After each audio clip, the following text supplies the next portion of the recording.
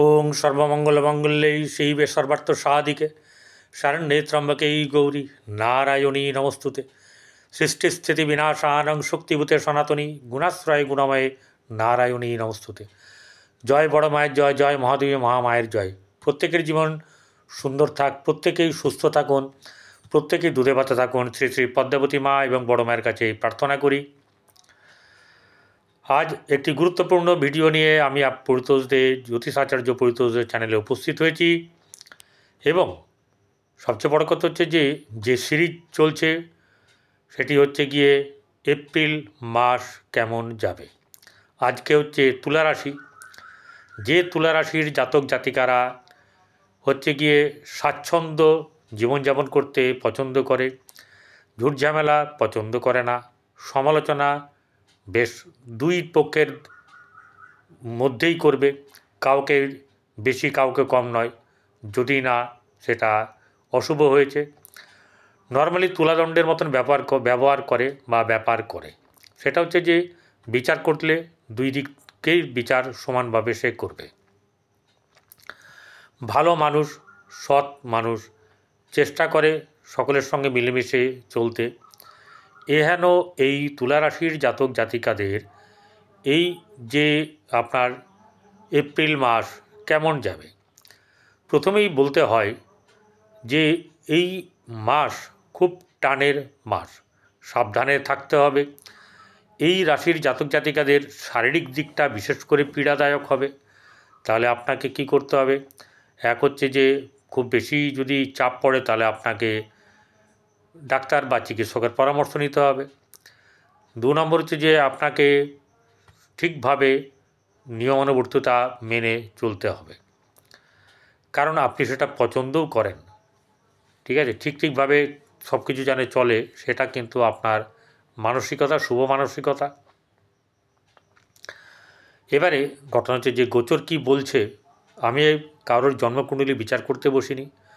আমি এখানে এপ্রিল মাসে জ্যোতিষ তত্ত্ব অনুযায়ী অর্থাৎ গোচর অনুযায়ী যা বলবে সেটাই আমি তুলে ধরব। এক। দু নম্বর, যদি কারোর মনে হয়েছে যে দেখাবেন কোনো জ্যোতিষীকে, আমি একটা কথাই বলবো, প্রথমে আপনারা আপনাদের পছন্দের জ্যোতিষীর কাছে অবশ্যই করে যাবেন, সেখানে গিয়ে তাদের কাছ থেকে পরামর্শ নেবেন। কারোর যদি মনে হয় যে আমার কাছে তারা কথা বলবেন, পরামর্শ নেবেন, যারা মনে করে আসবেন, যারা দেখাবেন এই মনে করে আসবেন, তারা আমার সঙ্গে ফোনে কথা বলবেন না, হোয়াটসঅ্যাপ নাম্বারে ফোন করবেন না, হোয়াটসঅ্যাপে ঢুকবেন, এটা করবেন না দয়া করে। আর যারা মন্তব্য করতে চান, যাদের খুব মানে ভেতরটা আর কি কুড়কুড় করে, করব মানে সমালোচনা করব, অবশ্যই করবেন। পুরো ভিডিও ভালো করে দেখবেন, যদি একবার না বোঝেন দ্বিতীয়বার দেখবেন, নাহলে আপনাকে দাসকর দেওয়া হয়নি যে আপনি ভালোই লিখুন খারাপ লিখুন, লিখতে হবে না, আপনি বুঝুন। আমি আপনাদের বোঝানোর জন্যে আছি। আপনার ফট করে মনে হলো যে কোনো এক জায়গায় আপনার কথার সঙ্গে মিলছে না, আপনার মনের সঙ্গে মিলতে হবে তার তো কোনো মানে নেই। আমারই মনের সঙ্গে আমি মেলাই না, যা জ্যোতিষী মানে বলবে, জ্যোতিষ যা বলবে, অর্থাৎ এখানে গোচর যা বলবে সেটাই তুলে ধরব। যারা সাবস্ক্রাইব করেছে তাদেরকে অসংখ্য অসংখ্য ধন্যবাদ জানাই, এবং ভিডিওটি দেখার পরে সাবস্ক্রাইব করবেন, পাশে থাকা বেল আইকনে ক্লিক করে অল বটমে প্রেস করবেন। চলুন, তুলা রাশির জাতক জাতিকাদের নিয়ে আমি পরিতোষ দে আপনাদের সামনে এই ভিডিওতে ব্যাখ্যা রাখছি। যেটা হচ্ছে যে এই মাসের রাশির কথা বলতে গেলে প্রথমেই বলতে হবে কোন গ্রহ কোথায় অবস্থান করছে এবং কে কবে তার স্থান পরিবর্তন করবে। যেমন রবি থাকবে হচ্ছে মীন রাশিতে 13 তারিখ রাত্রি পর্যন্ত, 14 তারিখ থেকে সে চলে যাবে হচ্ছে গিয়ে মেষ রাশিতে এবং উচ্চস্থ হয়ে যাবে। গেল। চন্দ্র মেষ রাশির ভরণী নক্ষত্র থেকে শুরু করে তার যাত্রা শুরু করবে এবং 30শে এপ্রিল বৃষ রাশির মৃগশিরা নক্ষত্রে গিয়ে তার জার্নি শেষ করবে, 30 দিনের জার্নি শেষ করবে। বুধ 1 এপ্রিল পূর্বে উদয় হবে এবং 7 এপ্রিল মার্গী বা ডাইরেক্ট হবে। মঙ্গল 2 এপ্রিল কি করবে, মিথুন থেকে কর্কটে যাবে এবং নিচস্থ হবে। বৃহস্পতি বৃষ রাশিতেই থাকবে, শুক্র মীন রাশিতে অবস্থান করছে, সেখানেই থাকবে। 13ই এপ্রিল শুক্র মার্গী বা ডাইরেক্ট হবে, শুক্র ওখানে তুঙ্গ অবস্থায় আছে।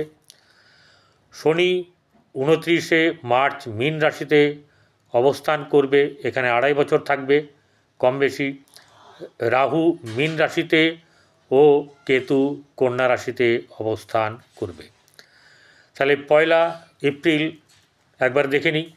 1 এপ্রিল চন্দ্র থাকবে মেষ রাশিতে, বৃহস্পতি বৃষ রাশিতে, মঙ্গল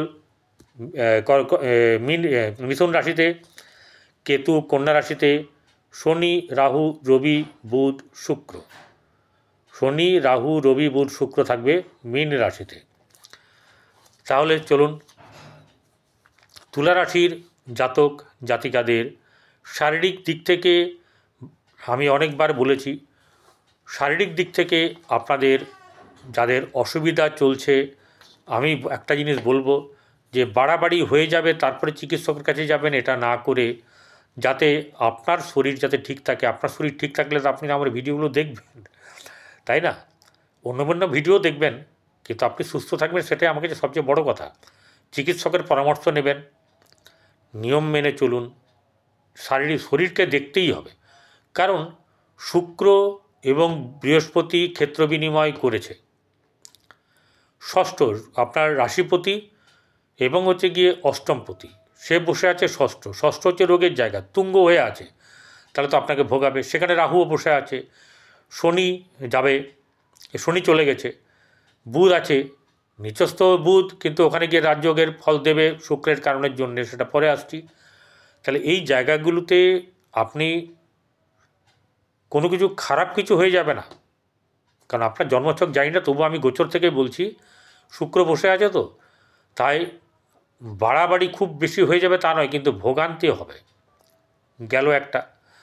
2 নম্বর হচ্ছে গিয়ে দ্বিতীয়, যেটা হচ্ছে ধনভাব, যেখানে আপনার সঞ্চিত ধন, যেখানে আপনার আত্মীয় স্বজন পরিবার বৃদ্ধির জায়গা, এরকম একটি স্থান দ্বিতীয় ঘর, সেই জায়গাতে বৃহস্পতির দৃষ্টি পড়ে আছে, রাহুরও দৃষ্টি আছে, শনির দৃষ্টি ছিল আগে পূর্বকালে, মানে বেশ কিছুদিন আগে, এখন শনির দৃষ্টি নেই, রাহু আর বৃহস্পতি। তাহলে এখানে কিন্তু একটা ব্যাপার হবে, রাহুর বৃহস্পতির যোগে ধনভাব কিন্তু ভালো থাকবে, কখনো বেশি আসবে কখনো কম আসবে। পরিবারের সঙ্গে কখনো একটু মাঝে মধ্যে মুখ কালাকালি বা একটুখানি রাগ অভিমান হবে। ভাতৃভাবের জায়গাতে আপনাদের কিন্তু এই 2 তারিখের পর থেকে শুভ হবে, তার আগে কিন্তু জঞ্জাল ঝামেলা ঝঞ্ঝাট থাকবে। 4th হাউস সুখের জায়গা, মাতৃর জায়গায়, বন্ধুবান্ধব, ঘর বাড়ি, সুখের এই জায়গাটায় কি হবে, এখানকার অধিপতি শনি, অর্থাৎ চতুর্থের অধিপতি শনি, সে বসে গেছে ষষ্ঠভাবে। তা ষষ্ঠ হচ্ছে কিন্তু অশুভ, কিন্তু তবুও বলবো এই জায়গাটাতে বৃহস্পতির যেহেতু দৃষ্টি আছে, তাই সুখ কিন্তু আপনি পাবেন। মঙ্গল 2 তারিখ থেকে দৃষ্টি সরে যাচ্ছে, ডাইরেক্ট হবে, একদম সরাসরি দেবে। তাহলে মঙ্গল এখানে দৃষ্টি দেবে, যেহেতু তুঙ্গ স্থান তার, ঠিক আছে, দৃষ্টি দেবে, খারাপ হবে না, কিন্তু চাপ একটা থাকবে। চলে আসবো এবারে বন্ধুবান্ধবের জায়গায়, বন্ধুবান্ধবের সঙ্গে কখনো খোটাখুটি লাগবে, আর যেগুলো আপনার মনের পছন্দের বন্ধু, তাদের সঙ্গে সম্পর্ক ভালো থাকবে এবং উন্নতি হবে। মায়ের শরীর মাঝে মধ্যে খারাপ যাবে, এই ব্যাপারগুলো চলবে। আপনার মানসিক চাপ থাকবে। পঞ্চম জায়গাতে সন্তানের জায়গায়, সন্তানের ক্ষেত্রে কিন্তু সন্তানের কিছুটা শুভ হবে, আবার কখনো কখনো সন্তানের সঙ্গে অমিলও ঘটবে, কারণ শনি আর রবি এক জায়গায় বসে আছে, তার সঙ্গে রাহু শুক্র বসে আছে, অতএব এই ব্যাপারটা একটু পিতা পুত্রের সঙ্গে সংঘাত চলবে, কিন্তু তবুও ঠিক থাকবে, কিছু না কিছু সময় ঠিক থাকবে। প্রেমের জায়গা, প্রেম সম্পর্কিত ব্যাপার কিন্তু সুবিধের হবে না, এবং খোটাখুটি লাগবে, নানা রকম ধরনের অশান্তির সৃষ্টি হবে, ভুল বোঝাবুঝি হবে, মনোমালিন্য হবে। চলে আসবো এবারে ষষ্ঠ, শত্রুস্থান, ঋণ, মামাবাড়ি, এরকম ধরনের যে জায়গা আছে, সেই শত্রুভাব আপনার কী হবে, স্তিমিত হয়ে যাবে, ধীরে ধীরে ধীরে ধীরে স্তিমিত হয়ে যাবে এবং শেষ হয়ে যাবে। অর্থাৎ কেউ মরে যাবে না, অর্থাৎ শত্রুতামিটা শেষ হবে, নাহলে তাকে মাঠ ছেড়ে মানে পলায়ন করতে হবে, এরকম একটা ব্যাপার। 2 নম্বর হচ্ছে যদি কারো ধার থেকে থাকে, ধার শোধ হওয়ার একটা ব্যাপার থাকবে, সেই জায়গা থেকে দেখবেন। কিন্তু পরিশ্রম আপনাকে করতে হবে, আপনার পরিশ্রম অনুযায়ী আপনি অর্থ পাবেন, এই জায়গাটার ব্যাপার আছে।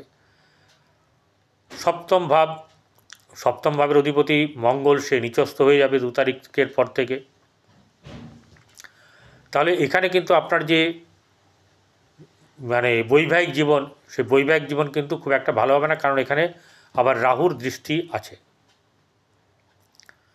তাহলে বৈবাহিক জীবনে কিন্তু কিছু না কিছু খুঁটোর লেগে থাকবে, মন কষাকষি, মানে দরাদরি, নানা রকম ধরনের একটা অশান্তি, চাপ সৃষ্টি হবে। কোনোভাবেই পরকীয়ার ব্যাপারটাতে পাত্তা দেবেন না, এর থেকে বেশি কিছু বলবো না।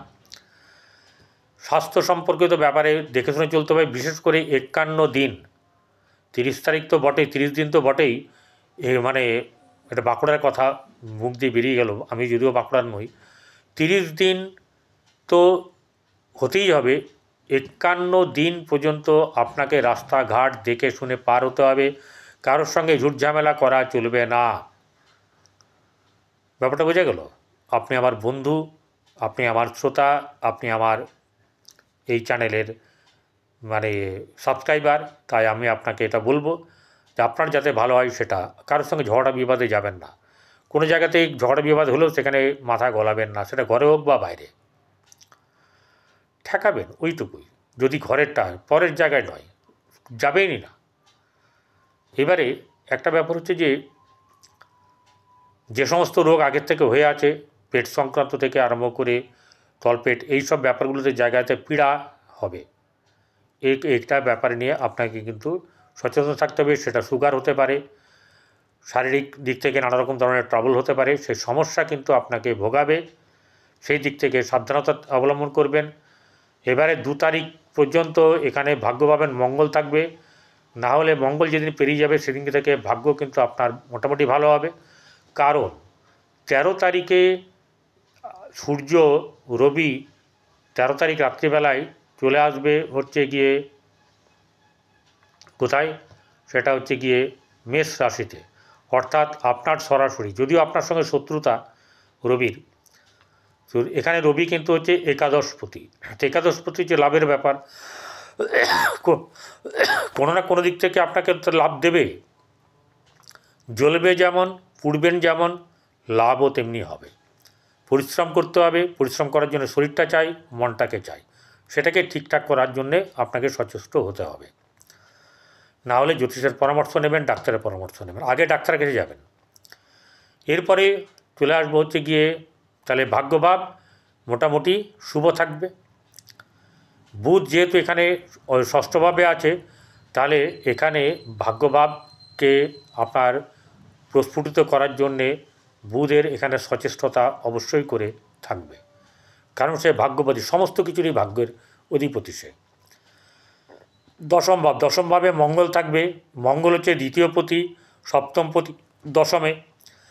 যতই নিচস্থ এখানে রাহুর দৃষ্টি থাকুক, কিন্তু অনেকটা শুভ ফল পাবেন, পুরোটা পাবেন না, কোনো মতেই হতে পারে না, কারণ রাহুর দৃষ্টিটা যেমনি বাজে, মঙ্গল তেমনি এখানে নিচস্থ, তাই সেখানে কর্মের জায়গাতে আপনাদের কিন্তু প্রচুর পরিশ্রম করতে হবে, বা অধিক পরিশ্রমে অল্প লাভ। আয়ের জায়গায়, সাফল্যের জায়গায় আপনারা কিন্তু সাফল্য পাবেন 14 তারিখ থেকে 30 তারিখ অবধি কম বেশি সাফল্য কিন্তু থাকবে। নির্ভর করছে রবি আপনার জন্মকুণ্ডলিতে কোথায় আছে। যদি খারাপ থাকে, অশুভ থাকে, তাহলে সেরকমভাবে শুভ ফল পাবেন না, কিন্তু তথাপি যেটা হচ্ছে যে তিনি যা দেবেন হাতে করে তুলে সেটাই পাবেন।